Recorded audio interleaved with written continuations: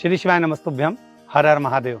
बाबा घृष्णेश्वर महादेव की पवित्र धरा 12 ज्योतिर्लिंग में से 12वां ज्योतिर्लिंग श्री घृष्णेश्वर महादेव बैरूल में आप और हम यहाँ पर विराजमान हैं।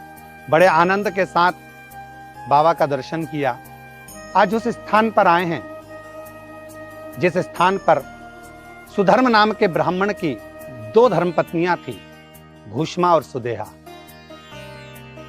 जैसा कि आप और हम 12 ज्योतिर्लिंग में इस कथा के प्रसंग को जानते हैं कि घुष्मा के यहाँ संतान हुई पर सुदेहा के यहाँ संतान नहीं हुई। जब सुदेहा के यहाँ संतान नहीं हुई तब सुधर्म ने अपनी धर्मपत्नी घुष्मा से कहा कि अपने को जो संतान हुई है वो सुदेहा को दे दीजिए। सुदेहा को संतान दे दी गई और सुदेहा ने वो संतान को लेकर पाल पोस कर बड़ा करा।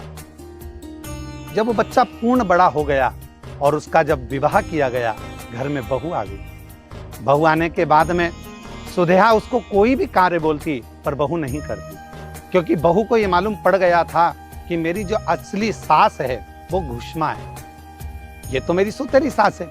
ये जानकर बहू ध्यान नहीं दे पाती थी।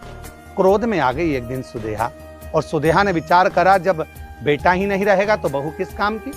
तो विचार कर कर जब पुत्र सो रहा था, उस पुत्र के टुकड़े कर कर उसने कपड़े में बांध कर एक इसी बावड़ी के अंतर्गत, जो घृष्णेश्वर महादेव की इस पवित्र बावड़ी का दर्शन हम कर रहे हैं, इसी कुंड के अंदर आकर उसने छोड़ दिया। जैसे ही घुष्मा का नियम था प्रत्येक सोमवार को भगवान शंकर का पार्थिव शिवलिंग का निर्माण करना, और पार्थिव लिंग का निर्माण कर कर अपने मस्तक पर धारण कर कर शिव नाम लेती हुई भगवान शंकर का उच्चारण करती करती श्री शिवाय नमस्तुभ्यम, ओम नमः शिवाय बोलती बोलती कुंड के पास आई।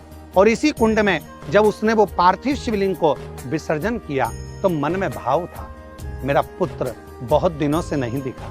उसको क्या मालूम था कि 1 हफ्ते पहले उसका पुत्र मारा गया है, पर उसके स्मरण में ये नहीं रहा। वो तो समझी कि मैंने सुदेहा को दिया है, सुदेहा के यहाँ मेरे बहू बच्चे सब अच्छे होंगे। बाबा से यही कामना करती रही, शिव जी से यही करती रही, भगवान भोलेनाथ मेरे बेटे और मेरी बहू मेरे परिवार को अच्छा रखना। ऐसे भाव करते करते उसने भगवान शंकर का जो पार्थिव शिवलिंग था इसी कुंड में विसर्जन कर दिया। जब कुंड में विसर्जन करा, विसर्जन करते से क्या अलख जगी कि भगवान देवादिदेव महादेव की ऐसी करुणा, ऐसी कृपा हुई कि जो बच्चा 1 हफ्ते पहले मरा हुआ था, बाबा की कृपा से, शिव की कृपा से वो बच्चा तैरते तैरते बाहर आ गया। और माँ माँ माँ पुकारते पुकारते बाहर आया। माँ को गले से लगाया। माँ, समझ में नहीं आया, ऐसा लगा मुझे कि मेरे को कोई अपनी गोदी में झेला हुआ है, और लगा तो ऐसा था कि किसी ने मेरे प्राण हरे, पर मुझे लगा कि कोई ने मुझे अपनी गोद में झेल लिया और आज मैं वापिस पुनः तेरे पास आ गया। ये शिव की ही कृपा है।